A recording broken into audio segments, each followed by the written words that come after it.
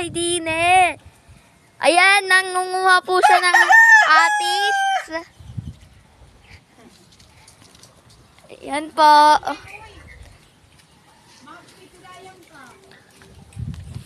For first time ko lang po makakita ng unggoy. Akala ko ba nasa zoo yung unggoy? Ba't nakapunta dito yung unggoy? Yung mga may-ari po ng zoo, pwede po bang kuhanin nyo po na to?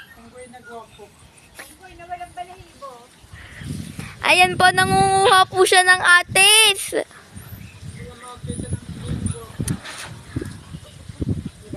La!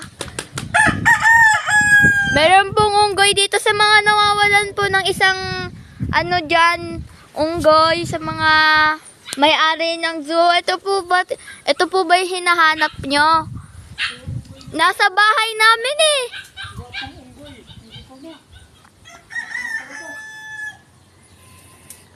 Yung monkey, yung nang kasing tawag dito, yung unggoy na la, nasa taas na siya.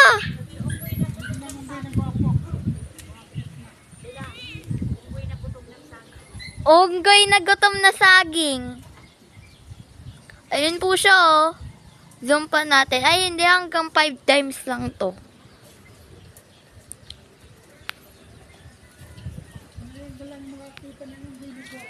La. Sa mga nawawalan po dyan ng unggoy, sa mga may-ari ng zoo, ito na po ata yung hinahanap nyo. Kuya Mark, nandito na pala yung unggoy nyo. Ulihin mo na, baka makawala pa eh. Uy, baba ka na dyan. Meron kaming saging. Bigyan ka namin. Kaya pag ikaw nahulog yan, hindi naman kaya yan ng mga monkey. First time ko lang makakita ng malakas na unggoy na kayang-kayang...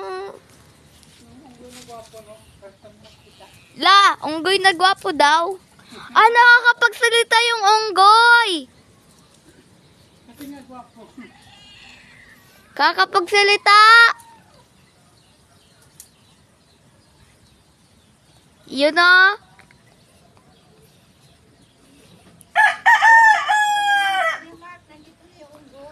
Kuya Mark, nandito na yung unggoy.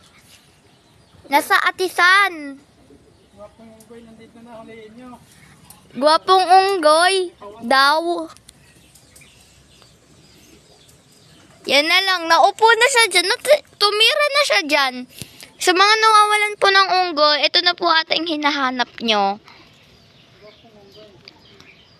Baka kasi tumakas pa to eh. Tignan nyo.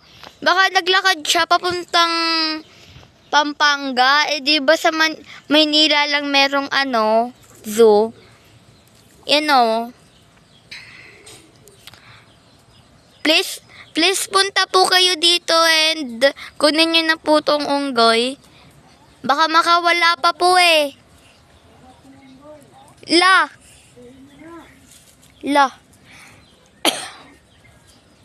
Yan o. Baba ka na dyan, may saging ka na eh. Kawawa naman tong unggoy na to, hindi pa siya nakakakain, kahapon pa.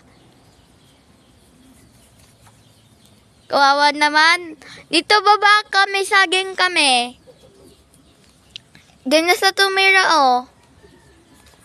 Kuya Lito, Kuya Mark, ito na po yung unggoy na hinahanap nyo. Baka ito ba yung nawawalan yung pet sa bahay?